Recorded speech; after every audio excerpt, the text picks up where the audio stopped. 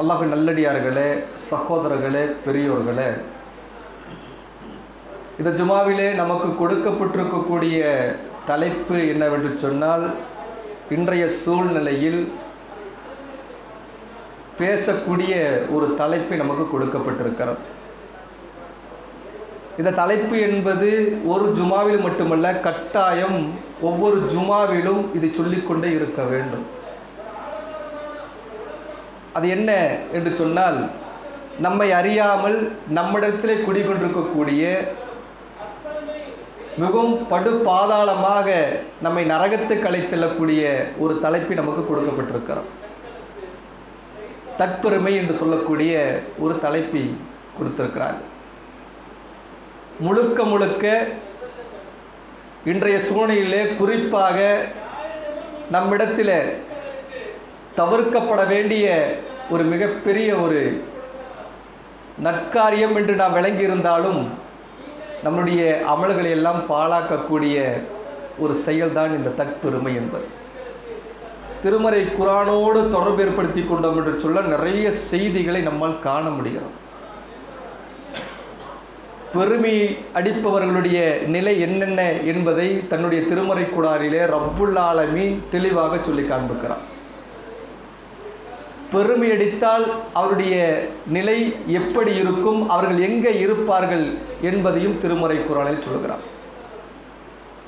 ஆணவத்தால் அழிந்த சமுதாயத்தை பற்றியும் ரப்புல் ஆலமீன் திருமறை குர்ஆனிலே அடுக்கி சொல்கிறார். எல்லாம் எனக்கு தெரியும் என்று யார் தலைக்கண பிடித்து நடக்கிறார்களோ அவருடைய நிலையை என்ன என்பதையும் பாடமாக குறிப்பாக சூரத்துல் கௌஃபை நாம் புரிந்து கொண்டால் தெரிந்து கொள்ளலாம். இப்படி நிறைய விஷயங்கள் இருந்தாலும் பெருமை என்றால் என்ன, இந்த பெருமையினால் ஏற்படக்கூடிய விபரீதங்கள் என்னென்ன, ஒரு மனிதனிடத்திலே பெருமை இருக்கிறதா இல்லையா என்பதை எதை வைத்து நாம் புரிந்து கொள்ள முடியும்? குறிப்பாக இந்த பெருமை யாருக்குரியது? கிபர் என்று சொல்லுவார்கள். இந்த பெருமை கூறியவன் யார் என்று சொன்னால் முழுக்க முழுக்க அல்லாஹ்வுக்குரியது. நன்றாக புரிந்து கொள்ள வேண்டும். ஒரு ஆக்ரோஷமாக காரசாரமாக பேசக்கூடிய விஷயம் அல்ல இது.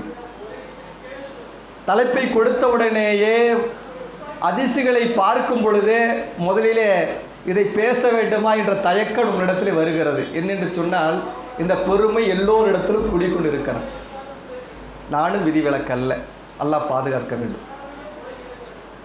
யாரும் விதிவிலக்கல்ல. அப்படி யாரிடத்திலாவது அது இருக்குமையானால் தௌபா செய்ய வேண்டும் என்பார்களே, முதலிலே நாம் தௌபா செய்ய கடமைப்பட்டிருக்கிறோம். அல்லாஹ்வுக்குரிய இந்த பெருமை என்பது அவனுடைய கண்ணியத்திற்குரியது. இந்த பெருமை அவனுக்கு உரித்தானது தான் இது. அந்த உரித்தாக்கப்பட்ட அந்த பெருமையை தன் வசம் வைத்த காரணத்தினால்தான் இப்லீஸ் மனிதர்களிலே நிராசை அடைந்தவனாக மாறிவிட்டான். இப்லீஸுடைய பண்பு என்ன? இப்லீஸ் ஒரு வணக்கஸ்தாலியாக இருந்தவன். அல்லாஹ்வுடைய கட்டளை நிறைவேற்றக்கூடியவனாகத்தான் இருந்தான். அல்லாஹ் ஆதம் அலைஹிஸ்ஸலாம் அவர்களை படைக்கப்பட போகிறோம் என்று சொன்ன உடனேயே குழப்பம் விளைவிக்கக்கூடிய இந்த சமூகத்தையே படிக்கிறாய், நாம் தான் உங்களை வணங்குகிறோமே என்றெல்லாம் வானவர்களும் ஜின்னத்தை சேர்ந்த தலைவனாக இருக்கக்கூடிய இப்லீஸும் சொன்ன உரையாடல் நம்ம தெரியும், புரிஞ்சுக்கணும். அல்லாஹ் எனக்கறியாது உமக்கு தெரியாது என்று கட்டளையிட்ட உடனே வானவர்கள் செவிதாழ்த்தி கொண்டார்கள். இந்த இப்லீஸ் ஒருபடி மேலாக பேச ஆரம்பித்தான். இன்றைக்கு நம்மளிடத்தில் எந்த பண்பு இருக்கிறது என்பதை ஜுமாவுக்கு பிறகு சுய பரிசோதனை செய்து கொள்ள வேண்டும். நம்முடைய பேச்சு, நம்முடைய நடவடிக்கை எல்லாம் இல்லை என்று சொல்லிவிடவே முடியாது. மதரசா மாணவர்களுக்கு வகுப்பெடுக்கும் பொழுது ஆதம் அலைஹிஸ்ஸலாமுடைய பண்பு, சைத்தானுடைய பண்பு பாடம் எடுப்போம். பாடம் எடுக்க எடுக்க எடுக்க எடுக்க கடைசியாக நம்மளிடத்தில் ஆதம் அலைஹிஸ்ஸலாமுடைய பண்பு இருக்கிறதா, சைத்தானுடைய பண்பு இருக்கிறதா என்று பட்டியலிடும் பொழுது சைத்தானுடைய பண்பு தான் அதிகமாக இருந்து கொண்டிருக்கிறது. என்ன சொன்னான் இப்லீஸ்? எதன் மூலமாக ஆரம்பித்தான்? நாவின் மூலமாக ஆரம்பித்தான். எப்படி ஆரம்பித்தான்? எப்படி தொடங்கினான்? களிமண்ணால் படைக்கப்பட்டது ஆதம் அலைஹிஸ்ஸலாம் அவர்கள். நான் எப்படி படைக்கப்பட்டிருக்கிறேன். அந்த இடத்திலே அல்லாஹ்விடத்தில் எதை சொல்கிறான்? பெருமை கொள்கிறான், ஆணவத்தினுடைய உச்சைக்கு சொல்கிறான். அதன் காரணமாகத்தான் இறை நிராகரிப்பாளரிலே ஒருவனாக மாறிவிட்டான். மாறியது மட்டுமல்ல, உன்னை வணங்கக்கூடியவர்களை நான் வழி தவறச் செய்வேன். எப்படி? இணை வைக்கக்கூடிய விஷயத்தை பொறுத்தவரை சைத்தான் நம்ம இடத்துல தோல்வி அடைந்து விடுவான். இங்க இருக்கிற எல்லாத்திட்டையும் எல்லாரும் சொல்லுகிறோம், இணை வைப்பு கொள்கையுடைய விஷயத்தில் தோல்வி அடைந்து விடுவார்கள். அவன் வரதட்சணை திருமணத்துக்கு போகாமல் இருப்ப பார்க்கலாம். இணை வைப்புக்கூடிய கொள்கையை பொறுத்த வரைக்கும் அவனை கயிறு கட்ட சொல்லவோ அல்லாஹ்விடத்தை பிரார்த்தனை செய்ய சொல்லக்கூடிய விஷயத்திலோ எப்படிப்பட்டாலும் சைத்தான் தோல்வி அடைந்து விடுவான். ஆனால் சைத்தான் மற்ற விஷயங்கள் எல்லாம் வெற்றி அடைந்து கொண்டிருக்கிறான். காரணம் என்ன தெரியுங்களா? நம்ம நரகத்துக்கு அழைத்து செல்ல வேண்டும். இணை வைப்பு விஷயத்திலே கடுமை காட்டக்கூடிய நாம் மற்ற விஷயங்களிலே தோல்வி அடைந்து கொண்டிருக்கிறோம். அதிலே தொழுகையானாலும் சரி, இபாதத்தான காரியங்களாக இருந்தாலும் சரி, சதக்காக்கூடிய விஷயங்களாக இருந்தாலும் சரி, இதையும் சில நபர்கள் செய்து கொண்டிருந்தாலும் அவனுடைய செயல்பாடின் மூலமாக அவனுடைய அமல்கள் எல்லாம் அழிந்து கொண்டே இருந்து கொண்டிருக்கிறான். அது மட்டுமல்ல, திருமறை குர்ஆனிலே நிறைய செய்திகளை சொல்கிறான். இந்த செய்திகளை உள்வாங்கிவிட்டு ரசூல் ஸல்லல்லாஹு அலைஹி வஸல்லம் அவர்கள் இந்த பெருமை என்றால் என்ன, பெருமை யாருக்குரியது, எப்படிப்பட்டது, அதனால் ஏற்படக்கூடிய விபரீதங்கள் என்னென்ன என்பதை பார்க்க கடமைப்பட்டிருக்கிறோம். மூசா அலைஹிஸ்ஸலாம் வரலாறு நமக்கு தெரியும். அது சொல்லிவிட்டு ஹதீஸுக்கு போகலாம். மூசா அலைஹிஸ்ஸலாம் அவருடைய காலத்தில் ஒருவன் வாழ்ந்திருந்தானே, யார் அவன்? நமக்கு தெரியுமா தெரியாதா? ஹாரூன் என்று சொல்லக்கூடியவன் இருந்தான். அது மட்டுமல்ல, அவன் எப்படி இருந்தது? செல்வத்திலே உயர்ந்தவனாக இருந்தான். அவருடைய செயல்பாடுகள் எல்லாம் நமக்கு தெரியும். அதே போன்றுதான் ஃபிரௌனுடைய வரலாறு நமக்கு தெரியும். அவருடைய நிலை என்னானது என்று நமக்கு தெரியும். மக்களெல்லாம் அந்த ஹாரூனை பார்த்து சொன்னார்கள், செல்வத்தால் உயர்ந்திருக்கிறாயே, மமதை கொள்ளாதே என்று சொல்லும் பொழுது இதுவெல்லாம் என்னால் உருவானது என்று மமதை அடித்தான். இழிவிலே அல்லாஹ்வுடைய தண்டனைக்கு ஆளானான். இது நமக்கு தெரியும். ஒரு கட்டத்தில் ரசூல் ஸல்லல்லாஹு அலைஹி வஸல்லம் அவர்கள் சொல்கிறார்கள், ஹதீஸை பார்க்கலாம். சொல்லிவிட்டு சொல்கிறார்கள், இதை அவசியம் நாம் புரிந்து கொள்ள வேண்டும். நபிமாரிடத்திலும் கூட இந்த பண்பு வந்த ரசூல் ஸல்லல்லாஹு அலைஹி வஸல்லம் அவர்கள் சொல்கிறார்கள், அல்லாஹ் கண்டித்திருக்கிறான். யார் அவர்? கேள்விப்பட்டிருக்கிறோம். மூசா அலைஹிஸ்ஸலாமுடைய வரலாறு சூரத்து கௌஃப் எடுத்து படித்து பாருங்களேன். 4 வரலாற்று சம்பவம் பற்றி அல்லாஹ் பேசுவான். நாம் படிச்சிருக்கிறோமாங்க? நம்ம அதனுடைய வரலாறை நம்ம தெரிந்திருக்கிறோமா? கேட்கிறார்கள், இந்த உலகத்தில் அதிக அறிவுள்ளவர்கள் யார், ஞானம் உள்ளவர்கள் யார் என்று சொல்லும் பொழுது ஒரு கட்டத்தில் சொல்கிறார்கள், நான் அறிந்திருக்கிறேன் என்று மூசா அலைஹிஸ்ஸலாம் அவர்கள் சொல்லும் பொழுதுதான் அல்லாஹ் கண்டிக்கிறான், உன்னை அறியாத நபர்கள் இந்த உலகத்தில் இருக்கிறார்கள். அதனுடைய வரலாறு தான் சூரத்துல் கௌஃப். ஹிதர் அலைஹிஸ்ஸலாம் அவர்களை அழைத்துக் கொண்டு செல்கிறார்களே, பலவிதமான செய்திகள் நமக்கு வருகிறது. பாடமாக அல்லாஹ் சொல்கிறான், உனக்கு அறியாது, சாதாரண மனிதருக்கு தெரியும், நீ மமதை கொள்ளாதே என்று மூசா அலைஹிஸ்ஸலாம் அவர்களை கண்டிக்கக்கூடிய வசனம் இருக்கிறது என்று சொன்னால் எல்லாம் எனக்கு தெரியும் என்று நபிமார்கள் நினைத்ததை கூட தவறு என்று சுட்டி காட்டினார் அல்லாஹ். ஆகவே ரசூல் ஸல்லல்லாஹு அலைஹி வஸல்லம் அவரிடத்திலே சகாபாக்கள் கேட்பார்கள், மறுமையை பற்றி கேட்கும் பொழுது எமக்கு தெரியாது என்று சொன்னார்கள். மறுமை எப்பொழுது நிகழும்?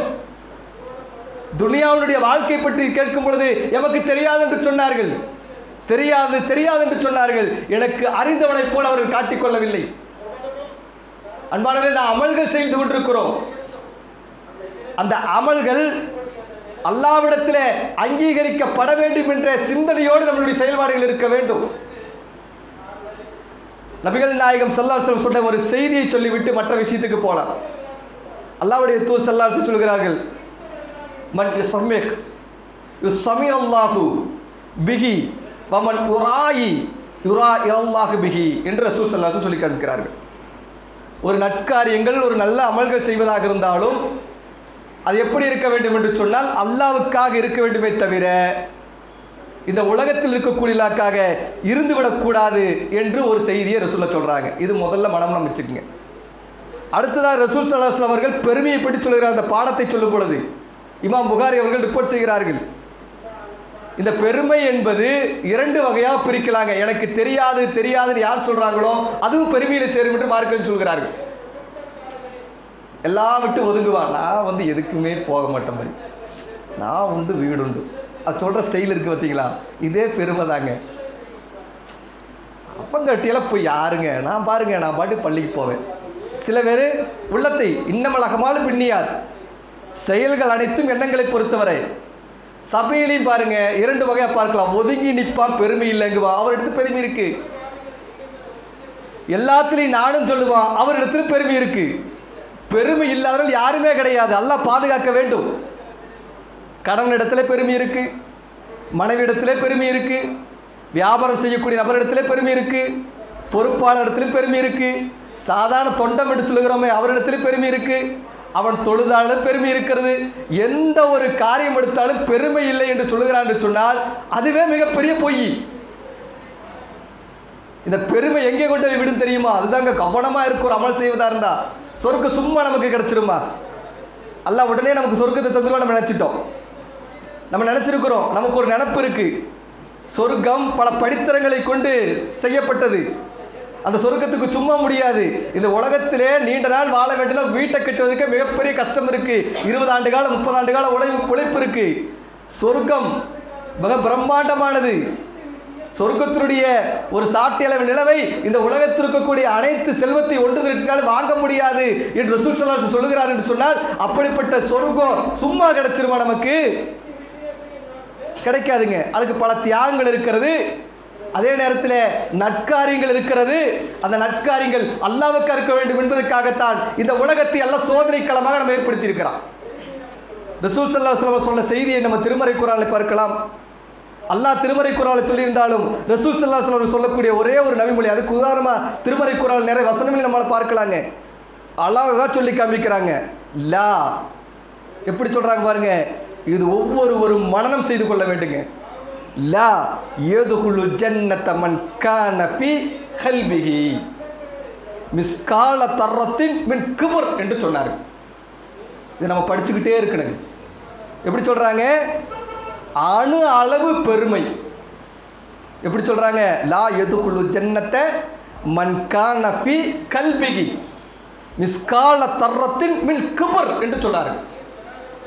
அணு அளவு, அணுவை விட வேற எதுவுமே உதாரணம் காட்ட முடியாது.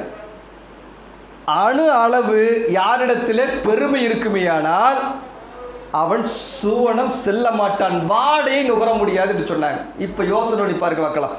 இங்க அமர்ந்து இருக்கக்கூடிய என்னையே உதாரணம் சொல்லிக்கிறேன், எதுக்கு அடுத்தவங்களுக்கு.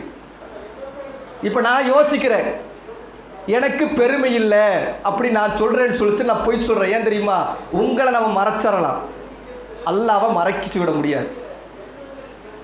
அணு அளவு பெருமை இருந்தால் நீங்கள் சொர்க்கம் செல்ல முடியாது என்று சொன்னால், நான் 30 வருஷமா தொழுதுட்டு இருக்கேன், 30 வருஷம் நோன்பு நோக்கிறேன், இரவெல்லாம் தஜ்ஜுதுடைய தொழுகை தொழுகிறேன், ஜமாத்து தொழுகை விடலை, எல்லாமே தொழுகிறனே, இந்த தொழுகை எல்லாம் அல்லாஹ்விடத்தில் அங்கீகரிக்கப்படாதா என்ற சிந்தனை நம்ம உள்ளத்தில் வரும். அது யதார்த்தம் தான். ஒரு மூமினுடைய கவலை அப்படித்தான் இருக்கணும். உலகத்தை பற்றி கவலை இருக்கிறது, சில சாரார்களுக்கு ஆகிரத்தை பற்றி கவலை இருக்கிறது. ஆனால் மூமின்களை பற்றி, உலகத்தை பற்றி கவலைப்பட மாட்டார்கள், ஆகிரத்தை பற்றி தான் கவலைப்படுப்பாங்க. இந்த உலகத்துடைய சிந்தனை எப்படி இருக்கு தெரியுமா? சில மனிதர்களுக்கு, தவிர்க்க முடியாத மனிதர்களுக்கு நம்ம என்ன பண்ணுவோம்? எந்த நேரமும் குடும்பத்தை பற்றியே சிந்திப்போம். ஆனால் இறை விசுவாசம் குடும்பத்தை பற்றி சிந்திக்க மாட்டாங்க. குடும்பம் அல்லாஹ் நம்ம இருந்தாலும் இல்லாட்டி நடக்கிறது நடக்கும், நம்ம இருந்தாலும் இல்லாட்டியும் நடக்கிறது நடக்கும். ஆனால் எதை பற்றி கவலைப்படுவார்கள்? ஆகிரத்தில் எனக்கு சொர்க்கம் கிடைக்குமா கிடைக்காதா என்ற கவலை தான் ஒரு மூமின்களுக்கு உண்டானது. அதைத்தான் ரசூல் ஸல்லல்லாஹு அலைஹி வஸல்லம் கவலைப்பட சொல்றாங்க. சொர்க்கம் போறமே, சொர்க்கம் செல்வதற்கு இந்த பெருமை தடையாக மாறிவிடுமா என்று சொன்னால், இந்த நபிமொழி எடுத்து புரட்டி பாருங்களேன். ஹதீசுகளை ஒவ்வொன்றாக படித்து பார்க்கும் பொழுது, ஆடை ஓடுறமேங்க, இந்த ஆடை நம்ம பெருமைக்கா ஓடுறோம். இந்த ஆடை பெருமை நிறைய சம்பவம் இருக்கிறது. இதெல்லாம் என்ன பண்ணணும்? குறிப்பாக பொறுப்பாளர்களாக இருக்கக்கூடிய நமக்கு, மார்க்கத்தை உபதேசம் செய்யக்கூடிய நமக்கு, தாவா களத்தில் ஈடுபடக்கூடிய நமக்கு முதலிலே இந்த பண்பு அகற்றப்பட வேண்டும். இந்த பெருமை என்பது சமூக களத்திலே நம்ம பணிகள் செய்கிறோம், இந்த பண்பு நம்ம இடத்திலே வந்துருச்சுன்னு சொல்லுச்சுன்னா சுவனம் செல்ல முடியாது. ரசூல் ஸல்லல்லாஹு அலைஹி வஸல்லம் கண்டிக்கிறார் என்று சொன்னால், எப்படி அந்த பண்பு நம்ம இடத்துல வருது? எப்படி வருது பாருங்களேன். ரசூல் ஸல்லல்லாஹு அலைஹி வஸல்லம் சொல்லக்கூடிய செய்தி இமாம் புகாரி அவர்கள் ரிப்போர்ட் செய்கிறார்கள், முஸ்லிம் கிதாப் பதிவு செய்யப்பட்டிருக்கிறது. ஒரு மனிதன் தன்னுடைய ஆடை அழகாக உடுத்துகிறான். அழகாக உடுத்தது மார்க்கத்தில் தடை செய்யப்பட்டிருக்கா? ஹதீஸை படித்து பார்த்துருக்குறோமா? ஒரு மனிதன் தன்னுடைய ஆடையை அழகாக உடுத்தலாம், மார்க்கத்திலே அழகுபடுத்தி சொல்லப்பட்டிருக்கிறது. உங்களுடைய ஆடையை தூய்மைப்படுத்திக் கொள்ளுங்கள். தூய்மைப்படுத்தி நின்று ஆடை மட்டுமல்ல, உள்ளத்தையும் சேர்த்தி அந்த வசனம் எடுத்து படித்து பார்த்தா புரிஞ்சு கொள்ளலாம். ஆடை என்று சொன்னால் எப்படி ஆடையில் அழுக்கப்பட்டது என்று சொன்னால் பிறர் பார்க்கும் பொழுது அசிங்கமாக தெரிகிறதோ அதை அப்புறப்படுத்துவோமோ அதே ஒன்றுதான் உங்களுடைய உள்ளத்தையும் தூய்மைப்படுத்திக் கொள்ளுங்கள் என்றுதான் நல்ல திருமறை குர்ஆன் சொல்லுகிறான். இந்த ஹதீஸ் எப்படி வருகிறது? ஒரு மனிதன் ஆடை எடுக்கிறான், டிப் டாப்பா ஆடை அணிகிறான். நம்ம பெருநாக்கு நிறைய ட்ரெஸ் எடுப்போம், ஒவ்வொருவரும் ஒவ்வொரு விதமான ட்ரெஸ் எடுப்போம். ஒவ்வொருவருக்கும் அவருடைய டிப் டாப். நம்ம நிறைய நபர்களை பார்க்கல, என்னப்பா சூப்பராக இருக்குன்னு சொல்லுவோம், நம்மளே நிறைய சொல்லியிருக்கிறோம். ஆடை நல்லா இருக்குங்கிற அது யதார்த்தமாக சொல்றதும் இருக்கிறது, பெருமையோடு சொல்றது இருக்கு. அப்படி சொல்லும் பொழுது இப்போ நான் சொல்றேன் அல்லது நீங்க நம்மகிட்ட சொல்லிட்டீங்க, அந்த ஹதீஸை படிக்கும் பொழுது பயமா இருக்குங்க. தப்பா இருக்கும் போது நம்ம அப்படியே அப்படியே அப்படி அப்படி யார் நினைக்கிறார்களோ அல்லாஹ் என்ன செய்வான் தெரியுமா? ஹதீஸ் எடுத்து வேணா நான் நம்பரோட தந்துடுறேன். நான் என்ன செய்வான் தெரியுங்களா? அவருடைய தலையை பூமியிலே அமுழ்த்த செய்வான். இப்போ யோசனை பண்ணி பாருங்களேன், ஆடை போடுறதுக்கே பயமா இருக்கு. அதுக்குன்னு ஆடை போடக்கூடாது இஸ்லாம் சொல்லுதா? ஆடை போட வேண்டாம் என்று இஸ்லாம் சொல்லுகிறதா? மற்றொரு ஹதீஸ் எடுத்து படித்து பாருங்களேன். இதே ஹதீஸை சொல்லும் பொழுது சகாபாக்கள் கேள்வி கேட்கிறாங்க. என்ன சொல்றாங்க? மனிதன் ஆடை அணிந்த உடனே ரசூல் ஸல்லல்லாஹு சொல்றாங்க, அல்லாஹ் அழகானவன், அல்லாஹ் அழகானவன், ஆடை ஓடுவதை விரும்புகிறான், அழகைத்தான் விரும்புகிறான். பரட்ட தலையோடு வரணும் இஸ்லாம் சொல்ல. நிறைய பேர் பார்க்கலாம் பரட்ட தலையோடு அப்படி பள்ளிக்கிறது ஒருபோதும் அனுமதி இல்லை. இருக்கிறதுல நல்லாடையை போட்டுட்டாது வரணும். அது எப்படி இருக்கணும்? திருப்தியோடு வரணும். பிற பாராட்டுதலும் வந்துவிடக்கூடாது. தலைக்கணம் எந்த அளவுக்கெல்லாம் வருது பாருங்க, சுய விரும்பின்னு சொல்லுவான். எதை நம்ம செஞ்சாலும் அடுத்தவனுடைய பாராட்டுதல் எதிர்பார்ப்பான். பாய் நான் அந்த மாதிரி நட்காரி செஞ்சிருக்கிறேன் பாய், அப்படியே பாய். சில பேர் அதுக்குன்னே 4 பேர் பின்னாடி வச்சிருப்பான். அவர் எப்படிப்பட்டவர் தெரியுங்களா பாய்? அவர் சமூக கழகத்தில் ஐயோ அவர் பயங்கரமான பேச்சாளர். பேச்சாளர்களை பற்றி ஹதீஸ் இருக்குங்க. சமூக களத்தில் அவருடைய மாயிலே மண்ணை நிரப்ப வேண்டும் என்று சொல்லியிருக்கிறாங்க. அப்படி யாராவது பாராட்டுறானா தவிர்க்கணும். சில பேர் பாராட்டுட்டு மட்டும் இப்படி பார்த்துட்டு அப்படி முன்னாடி இருப்பா, இவர் இப்படி தெரியுமா சூப்பராக பேசுவார். பாய் அப்படியே சொல்லாதீங்க பாய், என்ன பாய் தம்பட்டம் அடிக்கிறீங்க, சொல்லாதீங்கன்னு அர்த்தம் தெரியுமா? சொல்லுங்க. நம்மளுடைய பாசை அப்படித்தானே. ஒரு கடையெல்லாம் போட்டு எல்லாத்துக்கும் முன்னாடி தான தர்மன் நல்ல காரியம் உள்ளத்தை எல்லாம் செய்யக்கூடிய நிறைய பேர் இருக்காங்க. என்னாலதான் போய் இது ஆச்சு, வெளியே போய் தம்பட்டம். நான் இல்லைனா நான் பேசினா தான் போய் எல்லாம் அமைதியா இருக்காங்க. எப்படி தெரியுமா எல்லாம் கேட்கறாங்க தெரியுமா? நான் பேசினா தான் போய் யாசி பாய் நான் வந்து பேசுனேன்னு வைங்கள, அப்படியே எல்லாமே கேட்கறாங்க. அப்போ அவரு நான் நினைச்சிட்டேன்னு வைங்கள, எல்லாமே டோட்டலா முடிஞ்சு வச்சுங்க. இன்னைக்கு அதான் தம்பட்டை பிடிப்பது. ரசூல் ஸல்லல்லாஹு அலைஹி வஸல்லம் அழகா சொல்லி காண்பிக்கிறாரு. இந்த பெருமைக்குரியவன் யார் என்று சொன்னால் அல்லாஹ். அந்த பெருமையை நம்ம கையை வச்சுட்டா ஏற்படக்கூடிய விபரீதத்தை தான் ரசூல் ஸல்லல்லாஹு சொல்கிறார்கள். சொர்க்கம் செல்ல முடியாது. மனைவிட்டே பெருமை இருக்கா? இருக்கு. எப்படி? நான் தான் உங்களுக்கு எல்லாமே செஞ்சு தந்துடுறேன் கடைசி வரைக்கும். எப்படியெல்லாம் குகுண்டு இருக்கிறது, கணவன் எடுத்திருக்கிறதா? இருக்கு. நான் தான் எல்லாம் செய்கிறேன். இந்த நேரத்தில் நாம் செய்யக்கூடிய மிக பிரதானமான காரியம் தெரியுமா? அதுக்கு தான் தௌபா எல்லாம் வச்சிருக்கிறான். அதுக்கு தான் தௌபா வச்சிருக்கிறான். குறிப்பாக நம்மிடத்தில் இந்த பெருமையை பற்றி முதன்மையாக புரிந்து கொள்ள வேணுங்க. பாருங்க, திருமறை குர்ஆனிலே ஒரு வசனம் இருக்கிறது. எந்த வசனம் தெரியுங்களா? எல்லோருக்கும் மனனமாக இருக்கக்கூடிய ஒரு வசனம். அது மட்டுமல்ல, அந்த வசனத்தை சூரத்துல் கௌஃபிலே 110வது வசனமாக பதிவு செய்யப்பட்டிருக்கிறான். நல்லா சொல்லுகிறான், நபியே நீங்கள் அவரிடத்தில் கூறுங்கள், குல் இன்னமா அன பஸரும் மிஸ்லுக்கும் யூஹா இளைய அன்னமா இலாவுக்கும் இலாகுன் வாக்குதுல். எப்படி சொல்லுகிற? நபியே நீங்கள் அவரிடத்தில் கூறுங்கள், நீங்கள் அவரிடத்தில் சொல்லுங்கள், உங்கள் இறைவன் தான் நம்முடைய இறைவன், உங்களை போன்று நானும் ஒரு சாதாரண மனிதன் தான் என்று சொல்லிவிட்டு அல்லாஹ்வை சந்திக்க வேண்டும் என்று யாரெல்லாம் ஆதரவு வைக்கிறீர்களோ. எப்படி சொல்லுது அந்த வசனம்? இறைவனை சந்திக்க வேண்டும் அந்த ஆதரவு தான் நம்மளிடத்தில் இருக்கிறது. யாரெல்லாம் ஆதரவு வைக்கிறீர்களோ அவர்கள் நற்காரியங்களை செய்து கொள்ளுங்கள். நற்காரியம் என்னது? நல்ல நல்ல அமல்களை செய்து கொள்ளுங்கள். நல் அமல் செய்து கொள்ளுங்கள், அதில் நீங்கள் இணை வைத்து விடாதீர்கள். இதற்குத்தான் பெரிய கட்டுரையை எழுதுறாங்க மார்க்கறிஞர்கள். இந்த வசனம் எதை குறித்து சொல்கிறது தெரியுமா? நற்காரியங்களில் இணை வைப்பது சிறிய முஸ்துதி. இணை வைப்பு 2 வகையாக இருக்கிறது. இணை வைப்பு இரண்டு வகையாக பிரிக்கும் பொழுது, சிறிய இணை வைப்பு என்னது? நற்காரியம் பிறருக்காக செய்வது, தம்மை தாமே புகழ்ச்சி எடுத்துக் கொள்வது, ஆணவம் கொள்வது, இதுவெல்லாம் நற்காரியத்தில் வருவது. இதில் நீங்கள் இணை வைத்து விடாதீர்கள் என்று இந்த வசனத்துக்கு விளக்கம் கொடுக்கிறார் என்று சொன்னால், இந்த வசனத்தை தப்சீர் எடுத்து படித்து பார்க்க நம்ம புரியுது எந்த அளவுக்கு நம்முடைய செயல்பாடுகள் இருந்து கொண்டிருக்கிறது. பாருங்களேன், நபிகள் நாயகம் ஸல்லல்லாஹு அலைஹி வஸல்லம் அவர்கள் மற்றொரு ஹதீஸை சொல்றாங்க. அல்லாஹ் நம்மளுடைய செயல்களை இருக்குதுங்களே, செயல்கள் எண்ணங்கள் எதுவாக இருந்தாலும் அல்லாஹ் பார்த்து கொண்டிருக்கிறான். அது யாரை மூலமாக இருக்க வேண்டும் என்பதை ரப்புல் ஆலமீன் சொல்லக்கூடிய அந்த வசனத்தோடு நபிகள் நாயகம் ஸல்லல்லாஹு அலைஹி வஸல்லம் சொல்லும் பொழுது சொல்கிறார்கள், நம்ம நினைச்சுக்கிறோம் நம்மளுடைய தோற்றத்தின் மூலமாக தான் எல்லாமே நம்ம மதிக்கிறாங்க, நம்மளுடைய பண வசதி வாய்ப்பு தான் இருக்குது அதன் மூலமாக தான் நம்மளை மதிக்கிறாங்க, நமக்கு பொறுப்பு இருக்குது அதைத்தான் எல்லாம் மதிக்கிறாங்க என்று நம்ம நினைச்சிட்டு இருக்கிறோம். இல்லைங்க அன்பாளர்களே, இன்றைக்கு நம்ம இடத்துல ஒரு பொறுப்பு இருக்குன்னு சொல்ல பறிக்கப்பட்டு வேற ஒருத்த கொடுத்துடப்படும். காலித் பின் வலீத் ரலியல்லாஹு அவருடைய வரலாறு நமக்கு தெரியுமா தெரியாதா? அவருடைய உள்ளத்துல பெருமை கிடையாதுங்க, அவருடைய உள்ளத்துல பெருமை கிடையாது. ஆனா மக்கள் எல்லாம் பேசிக்கிட்டாங்க, இவர் போனா போர்வாள் என்று சொல்லுவார்கள், இவர் திரும்பி வரமாட்டாரு, வெற்றியோடு தான் திரும்பி விடுவாரு, வீரவாள், அல்லாஹ்வுடைய வீரவாள் என்றெல்லாம் சொல்லுவார்கள். கேள்விப்பட்டிருக்கோமா இல்லையா? மக்கள் அவரை பெருமையா பேச ஆரம்பிச்சுட்டாங்க. உடனே என்ன பண்றாங்க உமர் ரலியல்லாஹு அவங்க, உடனே கொடுத்தனுப்புடைய தலைமைக்கு கீழ் நீங்கள் கட்டுப்படும் என்று கடிதத்தோடு செல்கிறார்கள். கட்டுப்பட்டார்கள். இந்த பண்பு நம்ம இடத்துல இருக்கிறதா? அவருக்கு பெருமை வரல, சகாபாக்கத்தில் கிடையவே கிடையாது. நம்ம நினைச்சிருப்போம் சகாபாக்கத்தில் வருதா. இன்றைக்கு மார்க்கத்திற்கு விளக்கம் கொடுக்கிறோம் என்ற பேரில் மார்க்கறிஞர்கள் இன்று விவாதம் செய்து கொண்டிருக்கிறார்கள். பார்க்கிறோமா இல்லையா? யாரு கிலாபத்தை பற்றி பேசிக் கொண்டிருக்கிறார்கள். இன்றைக்கு அலி ரலியல்லாஹு அவர்களை பற்றியும் உஸ்மான் ரலியல்லாஹு அவர்களை பற்றியும் வரிக்கு வரி விளம்பரம் ஓடிக்கொண்டிருக்கிறது. மார்க்க சிந்தனையோடு நாம் அணுகிறோம் என்று சொன்னால் அதுக்கு நமக்கு நன்மை இருக்கிறது. ஆனால் என்னுடைய பேச்சுதான் ஆதிக்கம் செலுத்த வேண்டும் என்ற மமதையோடு இன்றைக்கு பேசிக் கொண்டிருக்கிறான். பார்க்கிறோம் இல்லையா? மார்க்கறிஞர் என்ற பெயரில் இழிவுபடுத்தக்கூடிய பேச்சு, எத்தனை மறுப்பு தொடர் வந்து கொண்டிருக்கிறது.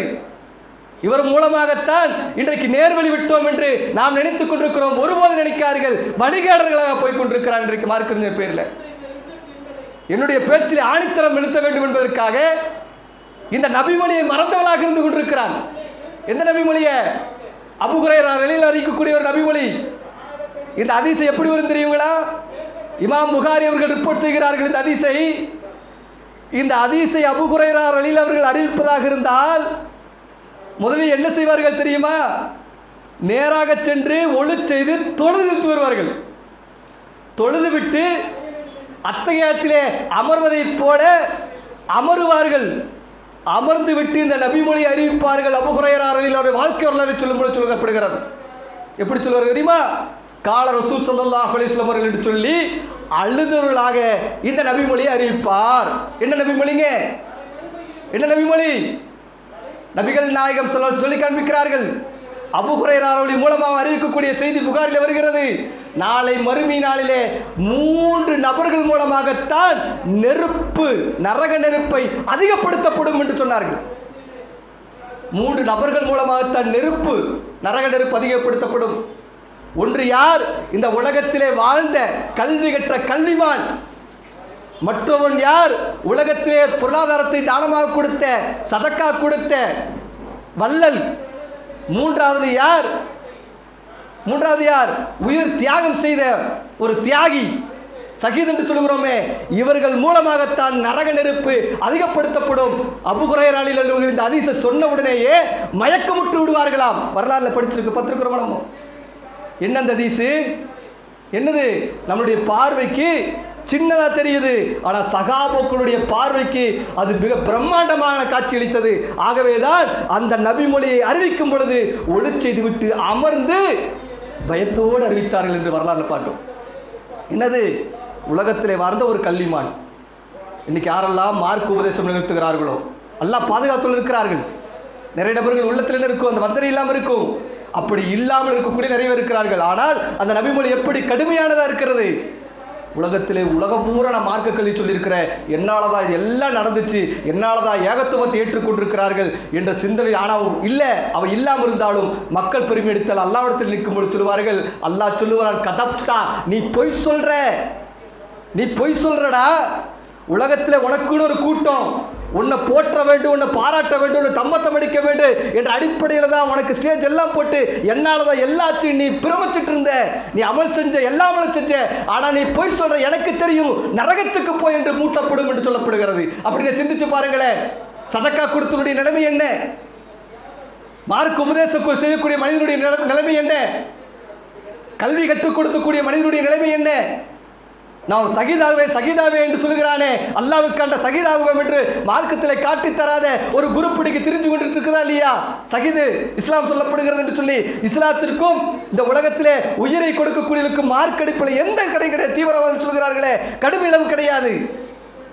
உயிரை கொடுக்க வேண்டும் சொல்கிறார்கள், எந்த அடிப்படையில் கொடுக்க வேண்டும் அறியாமல் சொல்கிறார்கள். சகீது கிடைச்சிருச்சுன்னு சொல்றாங்க. நிறைய நபர்கள் என்ன பண்றாங்க? போஸ்ட் அடிச்சு ஒட்டுறாங்க. சகீதாகி விட்டார்கள். நம்ம தீர்மானிக்க முடியுமா? அல்லாஹ் கொடுப்பது, வேண்டுமானால் பிரார்த்தனை செய்யலாம். ஆனா அல்லாஹ்வுடைய நீதிமன்றத்தில் கேட்கிறது, கதப்தா நரகத்துக்கு போற அவர்கள் மூலமான சொல்லுச்சுன்னா சிந்திச்சு பாருங்களேன். நம்மளுடைய அமல்கள் யாருக்காக இருக்க வேண்டும்? நான் பேசுறேன்னா என்னை படைத்த ரப்புல் ஆலமீன் திருப்தி என்று இருக்க வேண்டும். இந்த உலகத்திலே எதுவுமே நிரந்தரமானது கிடையாது. நீங்கள் எல்லாம் கேள்விப்பட்டிருப்பீங்க. என்னது? ரசூல் ஸல்லல்லாஹு அலைஹி வஸல்லம் ஒட்டகம், அல்ஃபா என்று சொல்லக்கூடிய ஒரு ஒட்டகம் வரலாறு கேள்விப்பட்டிருக்கிறோமா இல்லையா? அந்த ஒட்டகம் மிக விரைவாக ஓடக்கூடிய ஒட்டகம். இது உள்ளத்தில் பதிவு செய்து கொள்ள வேண்டும். நம்ம வாகனத்தில் போகிறோம், என் வாகனம் தான் அதிகமாக போகுது, நான் தான் பொறுப்பு, என்னால் தான் எல்லாமே நடந்துச்சு, நான் தான் எல்லாத்தை விட உயர்ந்தவனாக இருக்கிறேன் என்று நினைத்து கொண்டிருக்கிறோமே. உயர உயர உயர அல்லாஹ் அந்த மனிதனை கீழே ஒரு போட்டு ஒரு அமுத்துவான். அந்த அடி வாங்கியே ஆகணும். யாராக இருந்தாலும் அந்த அடி வாங்காம யாருமே வாழ முடியாது. அந்த அடி வாங்கும் பொழுதுதான் நம்ம பொறுப்புக்காரர்களுக்கு ஒரு என்னது மமதை வந்து விடுகிறது. அதுலேயும் நான் இல்லாமல் நடந்துச்சு, பார்க்கல, நான் வெளியே வந்ததுக்கு அப்புறம் நடக்குதான். நீ இல்லாமல் இருந்தா வேறொருத்தர் எல்லாம் கொண்டு வருவாங்க. அந்த சிந்தனையோடு தான் பிற மக்களை உருவாக்க வேண்டும். யாருக்கா பெருமை? பெருமை என்பது சொர்க்கம் சொல்ல முடியாது சொல்ல அந்த அதிசய மனத்தில் இருக்கணும். பாருங்க, ரசூல் ஸல்லல்லாஹு அலைஹி வஸல்லம் அவர்களுடைய ஒட்டகம் போட்டியில வெற்றி அடைந்த ஒட்டகம் ஓட விடுறாங்க. ஆனால் அதை தோற்றடித்தது யார் தெரியுமா? ஒன்றுக்கு முடியாத ஒரு சகாபியினுடைய ஒரு ஒட்டகம் வென்று விட்டது. மக்கள் எல்லாம் விரக்தி அடைகிறாங்க. சகாபாக்கள் எல்லாம் ரசூலோட ஒட்டகம் தோத்துருச்சா? நமக்கே கேட்கறதுக்கு வேதையா இருக்குமா இல்லையா? அப்ப சகாபாக்கள் உயிரை விட மேலான எல்லாத்திலையும் ஜெயிக்கக்கூடியது ரசூலுல்லாஹ்வுடைய ஒட்டகம் தோற்று விட்டதா என்று மக்கள் மத்தியிலே பிரபலமாக போகும் பொழுது இதுதாங்க தன்னடக்கம், இதுதான் ரஹமத்துல் ஆலமீன். ரசூல் ஸல்லல்லாஹு அலைஹி வஸல்லம் என்ன அழகான உபதேசம் செஞ்சா தெரியுமா? இந்த உபதேசம் பொறுப்பாளர்கள் தனக்கு கீழே இருக்கக்கூடிய தொண்டர்களுக்கு எடுக்கணும். எப்பா பேசாதீங்க, எல்லாத்துலையும் என்னோட தானே ஓடிச்சு, எல்லாம் நீங்க சொன்னீங்களே. அல்லாஹ்வை பொறுத்தவரை எது அதிகமாக ஓடிக்கொண்டிருக்கிறதோ அதை ஒரு தட்டை தட்டி உட்கார வைப்பான். நீ உயர்ந்தவன் அல்ல, நான் தான் உயர்ந்தவன், என்னால் தான் எல்லாம் சாதிக்க முடியும் என்ற சிந்தனையோடு ரப்புல் ஆலமீன் ஏற்படுத்துவான். அதை தான் இது ஒரு பாடம் என்று ரசூல் ஸல்லல்லாஹு அலைஹி வஸல்லம் சொல்லி அந்த மக்களுக்கு பாடம் எடுத்த காரணத்தினால தான் சகாபாக்கள் பயந்தாங்க. நான் நான் என்ற ஆணவம் இல்லாமல் இருந்தார்கள். இன்றைக்கு எல்லாத்திட்டையும் இருக்குங்க நம்மகிட்ட. தவிர்க்க முடியாத ஒரு பண்பு நம்ம இடத்துல தொத்திக் கொண்டிருக்கிறது. இவர் வந்தா தான் எல்லாமே நடக்கும். ரசூல் ஸல்லல்லாஹு அலைஹி வஸல்லம் அவர்கள் சொல்கிறார்கள். அது மட்டுமல்ல, 3 நபர்களை பற்றி சொல்கிறார். நிறைவு செய்கிற நண்பர்களே, ரசூல் ஸல்லல்லாஹு அலைஹி வஸல்லம் சொல்கிறார்கள், 3 நபர்கள் நாளை மறுமை நாளில் அல்ல பார்க்க மாட்டான், பேச மாட்டான், பரிசுத்தப்படுத்த மாட்டான். இந்த ஹதீஸ் 3 வகையான ஹதீஸா வந்திருக்கிறது. இப்போ சொல்லக்கூடிய ஹதீஸ் எப்படி தெரியுங்களா? ரசூல் சொல்றாங்க, பார்க்க மாட்டான், பேச மாட்டான். என்னது? விபச்சாரம் செய்யக்கூடிய ஒரு வயதோவியரை பற்றி சொல்லப்படுகிறது. விபச்சாரம் செய்யக்கூட ஒரு இளைஞன் விபச்சாரம் செய்ய வேலை செஞ்சிருவான். ஏனால் அது பார்க்க மாட்டான். வயதோவியனே திருமணம் முடிந்து எல்லா பேர மக்களை எடுத்ததுக்கு அப்புறம் விபச்சாரங்களே அதுக்குண்டான தண்டனையை பற்றி புரிந்து கொள்ள தனியாக பேச வேண்டிய சப்ஜெக்ட்டுங்க. இன்னொன்று சொல்லுது, பொய் பேசக்கூடிய அரசன். கேள்விப்பட்டிருக்கிறோமா இல்லையா? தன்னுடைய வியாபாரத்தில் பொய் பேசக்கூடிய அப்படி வருகிறது. தன்னுடைய ஆடையை பெருமைக்காக எடுத்து செல்லக்கூடியவன். இந்த நபிமொழியை கட்டாய பதிவு செஞ்சுக்கு. இந்த நபிமொழியை பொறுத்த வரைக்கும் இது கட்டாயம் சொல்லியாக வேண்டும். ரசூல் ஸல்லல்லாஹு அலைஹி வஸல்லம் தெளிவாக சொல்கிறார்கள், யார் தன்னுடைய ஆடையை பெருமைக்காக எடுத்துச் செல்கிறார்களோ அவர்கள் நரகம் செல்வார்கள். ஹதீஸ் வேணுமா? 12க்கு மேற்பட்ட ஹதீஸ் இருக்கு. நம்ம நினைச்சிருக்கிறோங்க பெருமை இல்லைன்னு. ரசூல் ஸல்லல்லாஹு அலைஹி வஸல்லம் அவர்களை பொறுத்தவரை தொழுகையை கற்றுக் கொடுத்தவர்கள் அவர்கள் தான். எப்படி தக்பீர் கட்டி தொழுக வேண்டும் என்று கற்றுக் கொடுத்துள்ள அவர்கள்தான். எப்படி ருக்கு செய்ய வேண்டும் என்று கற்றுக் கொடுத்துள்ள அவர்கள்தான். சுஜூதை கற்றுக் கொடுத்தவர்கள் அவர்கள்தான். எல்லாமே கற்றுக் கொடுத்தவர்கள் தான். ஆடை போட வேண்டும் என்று கற்றுக் கொடுத்தவர்கள் ரசூல் ஸல்லல்லாஹு அலைஹி வஸல்லம் தான். விளக்கம் நம்ம சொல்லக்கூடாதுங்க. விளக்கம் நம்ம சொல்லக்கூடாது. விளக்கம் என்பது அல்லாஹ்வுடைய தூதருடைய விளக்கத்தோடு அல்ல நம்மளுடைய விளக்கம். சகாபாக்களை விட விளக்கத்தை கற்றவங்களை நம்ம ரசூல் ஸல்லல்லாஹு சொல்றாங்க பெருமையோடு. அப்போதான் ஒரு சகாபி கேட்குறாங்க, யார சொல்லலாம் அழகாக இருக்க வேண்டும் என்று சொல்லும் பொழுது, பெருமை என்பது சத்தியத்தை ஏற்க மறுப்பதும் பிற மக்களை இழிவாக பார்ப்பதும். இது ஒரு நபிமொழிங்க. இன்னொரு நேரடியான நபிமொழி இருக்கிறது. உமர் அலி அவர்கள் மரணத்தின் வயலில் கூட பயந்தாங்க, தாவா செஞ்சாங்க. என்னது? நம்மளுடைய ஆடை. நம்மளுடைய ஆடை படிச்சிருக்கிறோமாங்க? எடுத்து கொடுங்க. இப்போ உட்காந்து கேட்டீங்கன்னா எல்லா நபிமொழியும் எடுத்து கொடுக்குற. விளக்க தேவையில்லை, ஹதீஸ் நமக்கு தேவை. யாரோ ஒருத்தர் சொல்லக்கூடிய விளக்கம் நமக்கு தேவை கிடையாது. ஹதீஸ்ல இருந்து ஏற்றுக்கொள்ளும். மூமினுடைய பண்பு அதுதான். ரசூல் ஸல்லல்லாஹு அலைஹி வஸல்லம் நேரடியாக சொல்லக்கூடிய ஒரு ஹதீஸ் 5447வது நபிமொழியாக பதிவு செய்யப்பட்டிருக்கிறது. யாருடைய ஆடை கணுங்காலுக்கு கீழே இருக்கிறதோ நரகத்துக்குண்டான ஆடை. இப்போ நம்ம விஷயத்துக்கு போனோம்னு வைங்கள நேரவே முடியாது. ஆடை இப்போ பெருமை இல்லைன்னு சாம்பிள் ஒன்று சொல்கிறாங்க. நம்ம பேண்ட் போடுறோம். பேண்ட் போடுறோமே மடித்து போடுவோம். மடித்து இவ்வளவுக்கு வரைக்கும் நம்ம வேணாலும் போட்டுக்குவோம். தெருவெல்லாம் நடப்போம். தெருவெல்லாம் நடக்குமா இல்லையா? நீங்கள் அதே பேண்டை கட் பண்ணிட்டு போட்டு நடக்க வைக்கலாம். கட் பண்ணி நடக்குவீங்களா? இப்போ சொல்லுங்க, நம்மகிட்ட பெருமை இருக்கா இல்லையா? மடித்து போடுவோம். நம்ம அந்த பேண்டை கட் பண்ணி போட மாட்டோம். என்ன காரணம்?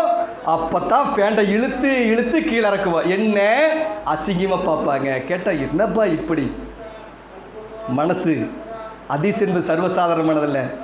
ஒரு வகுப்பில் பாடம் எடுக்கும்போது அழகான முறையில் மௌலவி விளக்கம் கொடுத்தாங்க. ஏன் சொல்லுகிறேன், ரசூலுல்லாஹ் சொல்லியிருக்கிறான்னு சொல்லி அதுக்கு காரணம் இருக்கிறது. உமர் அலியில் கடைசி தருணம் இப்படி தாவா செஞ்சாங்க. சார் 2வது ஜுமாவில் பார்க்கல, பெருமை வந்து விடக்கூடாது என்பதற்காக உமர் அலி செஞ்சார்கள். ஆகவே பெருமை என்பது நம்முடைய அமல்களை பாழாக்கிவிடும். கண்ணும் கவனமாக இருக்கணுங்க எல்லா விஷயத்திலையும். ஏன்னு தெரியுமா? நம்முடைய லட்சியமே சொர்க்கம் தாங்க. அந்த சொர்க்கம் தான் நம்முடைய எல்லா வகையும் என்பதை புரிந்து கொள்ள வேண்டும் என்பது இந்த முதல் ஜுமாவில் உங்களுக்கு எனக்கு நினைவுறுத்தி விடாது. அல்லாஹும்ம ஸல்லி அலா முஹம்மதின் வ அலா ஆலி முஹம்மதின் கமா ஸல்லைத அலா இப்ராஹீம வ அலா ஆலி இப்ராஹீம இன்னக ஹமீதும் மஜீத். அல்லாஹும்ம பாரிக் அலா முஹம்மதின் வ அலா ஆலி முஹம்மதின் கமா பாரக்த அலா இப்ராஹீம வ அலா ஆலி இப்ராஹீம இன்னக ஹமீதும் மஜீத். அன்பிக்கினிய அல்லாஹ் நல்லடியார்களே, சகோதரர்களே, பெரியோர்களே, பெருமை என்று சொல்லக்கூடிய ஒரு தலைப்பை கொடுத்து அதில் சின்ன சின்ன விஷயங்களை தான் நம்ம பார்த்து ஹதீஸுக்குள்ளேயே போலைங்க. இது ஒரு வகுப்பாக எடுக்கணும். நல்ல மார்க்கறிஞர்கள், இல்மு கற்றவர்கள், அவங்க அந்த தப்சீரோடு சொல்லிச்சுன்னா நல்லா இருக்கும், நல்லா அழகாக இருக்கும். அதுக்குன்னு ஒட்டி இங்கே இருக்கக்கூடிய பேச்சாளர்கள் நம்ம குறையாவும் சொல்லலை. ஏன்னா நல்லா பேசக்கூடியவர்கள் மக்களுக்கு நன்மையான காரியங்களை எடுத்து சொல்லி அதன் மூலமாக நன்மை கிடைக்க வேண்டும் என்ற அடிப்படையில் எல்லாம் உபதேசம் செய்து கொண்டிருக்கிறார்கள். இருந்தாலும் அதிகமான படிப்பதற்கு முயற்சி செய்ய வேண்டும். ஏன்னா தெரியுமா? சின்ன விஷயமா இருக்குங்க. சின்ன விஷயமா ஒரே ஒரு உதாரணம் சொல்லட்டுங்களா? அது சொல்லி ஆகிடுங்க. நம்ம 20 வருஷமாக மனைவி மக்களை பிரிஞ்சு வெளிநாட்டில் வேலை செய்கிறோம். வெளிநாட்டில் வேலை செஞ்சுட்டு 20 வருஷம் கழிஞ்சு வீட்டுக்கு வர்றதுக்கு நம்ம வீட்டில் ஃபோன் பண்ணுறோம்.